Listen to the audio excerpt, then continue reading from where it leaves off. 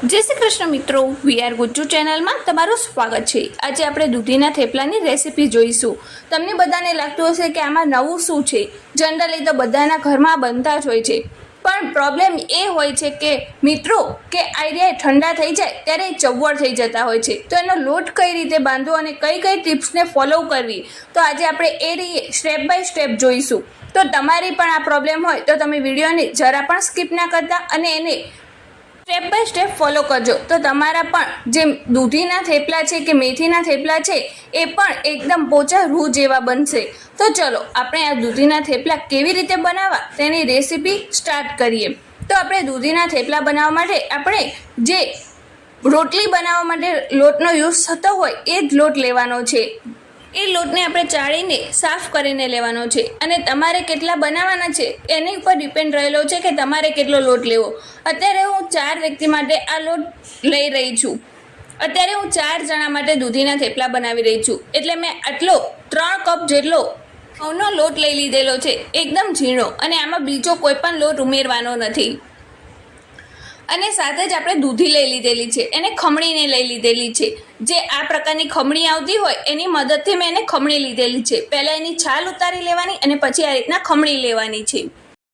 અને આપણી દૂધી ખમણાઈ જાય તેને વધારે સમય નથી રાખવાની, તરત જ લોટમાં ઉમેરી દેવાની છે, નહીંતર એ કાળી પડી જશે। અને બસ આ રીતના આપણે દૂધીના થેપલા બનાવવા માટે આપણે પહેલાં લોટ તૈયાર કરીશું। તો એના માટે આપણે બાકીના બીજા મસાલા કરી લઈએ। બાકીના મસાલામાં આપણે લીલા મરચાંની પેસ્ટ ઉમેરી છે, તમે આદુ લસણની પેસ્ટ પણ ઉમેરી શકો છો। સાથે જ આપણે સફેદ તલ ઉમેર્યા છે અને અજમો ઉમેરી દીધો છે। અને સાથે જ આપણે ખાંડ ઉમેરી દઈશું। ખાંડ આપણે આ બધી જ વસ્તુના ટેસ્ટને બેલેન્સ કરવા માટે ઉમેરવાની છે। હવે સાથે જ મીઠું આપણે સ્વાદ અનુસાર ઉમેરીશું। જેટલું તમારા ઘરમાં ખાતા હોય એટલું પ્લસ માઇનસ કરીને તમારે ઉમેરવાનું રહેશે। તેની જ સાથે આપણે ગરમ મસાલો અડધી ચમચી જેટલો ઉમેર્યો છે। તેની જ સાથે આપણે ધાણા જીરું પાવડર અડધી ચમચી જેટલું ઉમેરીશું।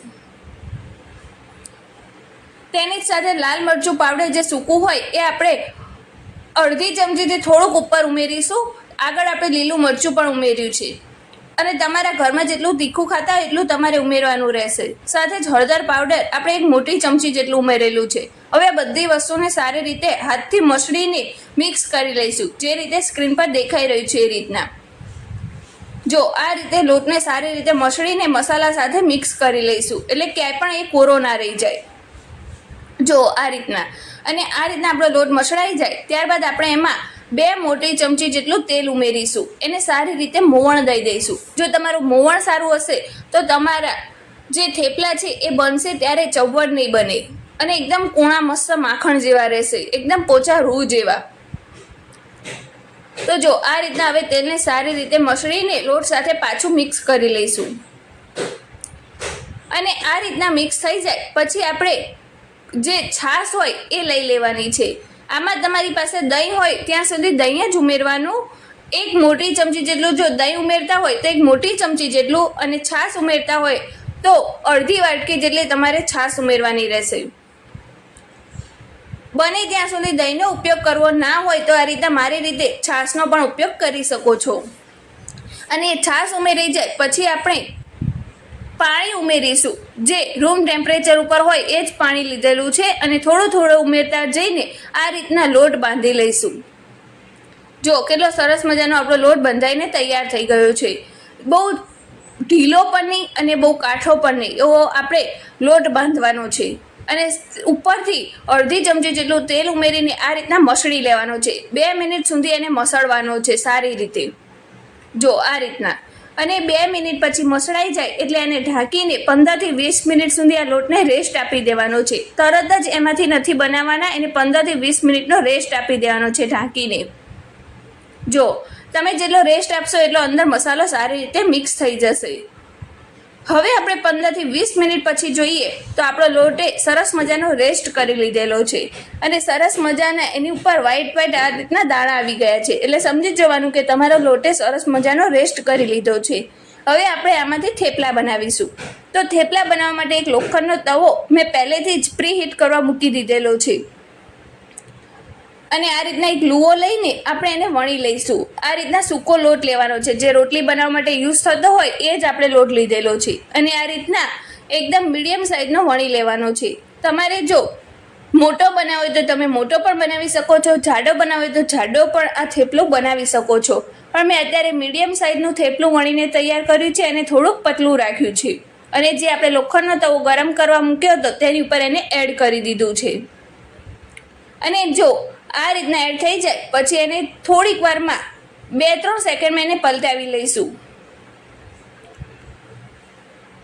અને હવે આ પલટાઈ જાય પછી આપણે જો આ નીચેની સાઈડ જેવા બ્રાઉન કલરની ડિઝાઇન પડી છે એવી જ આપણે નીચેની સાઈડ પણ કરી લઈશું. ઉપર હજી આપણે પલટાવી ત્યારે થોડુંક કાચું લાગતું હતું. તો જો આપણે બંને સાઈડને આવા ગોલ્ડન કલરની ડિઝાઇન થઈ ગઈ છે એટલે આપણું થેપલું સરસ મજાનું ચડી ગયું છે. હવે આની ઉપર થોડુંક તેલ ઉમેરીને એને શેકી લઈશું. જો આ રીતના આપણે બંને સાઈડથી સરસ મજાનું એને શેકી લઈશું, એને પલટાવતા જઈને.